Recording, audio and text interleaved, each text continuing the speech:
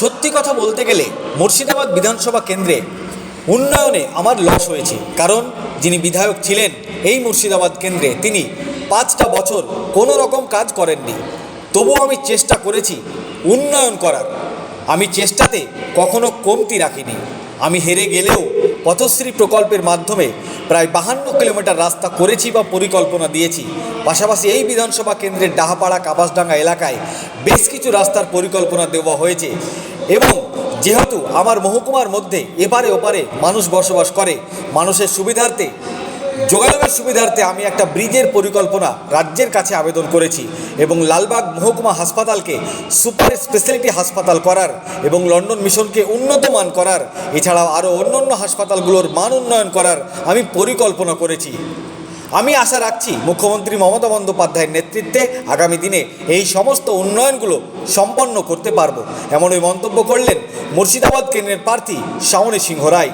আজ সকাল সকাল জিয়াগঞ্জের বিভিন্ন এলাকায় নির্বাচনী প্রচার চালালেন মুর্শিদাবাদ বিধানসভা কেন্দ্রের বিশিষ্ট সমাজসেবিকা এবং জনদরদী নেত্রী প্রার্থী শাওনী সিংহ রায়। এ বিষয়ে কি বলেছেন শোনাবো আপনাদের। আমরা তো বিগত 5টা বছর সত্যি কথা আমার কি বলবো উন্নয়নের লস হয়েছে, কারণ যিনি বিধায়ক ছিলেন 5টা বছর কোনো কাজ করেনি। তবু আমি চেষ্টা করেছি যাতে কোনো ঘাটতি না হয় এই বিধানসভায়। সেই জায়গায় দিদির বিভিন্ন প্রপোজাল আমরা এখানে করেছি। 52 কিলোমিটার পথশ্রী রাস্তা করেছি, প্রপোজাল সাবমিট, কালভেট ব্রিজ আপনারা সবাই জানেন। পাশাপাশি আমাদের আরও কিছু রাস্তা আছে, কাপাসডাঙ্গার একটা ইম্পর্টেন্ট রোড বাকি আছে, আমাদের ডাহাপাড়া টু NH34 পর্যন্ত রোডটা আমাদের বাকি আছে। দুপারে আমাদের পর্যটন কেন্দ্র, মধ্যখানে ভাগীরথী বয়ে চলেছে, এর সন্দেশস্থলে যাতায়াতের একটা সুদৃঢ় ব্যবস্থা। এর মধ্যে আমি যখন বিধায়ক ছিলাম তার প্রপোজাল সাবমিট করেছি, ওটা নিয়ে এবার আবার চেষ্টা করব। এবং এই মহকুমার সাবমিশন অত্যন্ত বড়, কিছু মানুষ গঙ্গার ও ভাগীরথীর ওপারে, কিছু এপারে।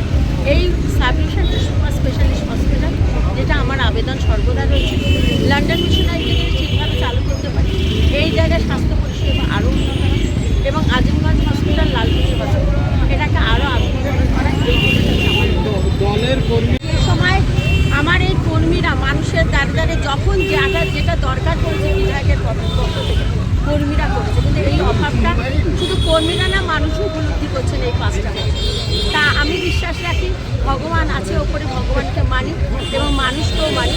সেই জায়গায় দাঁড়িয়ে এই অভাব আগামী দিনে সামান্য ভোটে হেরে গেছিল, এই যে বেদনা, এই বেদনা কাটিয়ে আবারও প্রার্থী হয়েছে, তো কি আশা করছে? দেখুন, 5 বছর আগের যে ঘটনাটা ঘটেছিল সেই ঘটনাটা অবশ্যই আমাদের কাছে এখনও আমরা মনে রেখেছি। কিন্তু এইবার সেই রকম বলার সাধারণ মানুষ করবে না, কারণ মানুষ দেখেছে 5 বছরে মানুষ যে বিধায়ককে ভোট দিয়ে জিতেছিল সেই বিধায়ক সাধারণ মানুষের জন্য কোনো কিছু করে। সাধারণ মানুষ 5 বছর তাকে দেখতে পায়নি।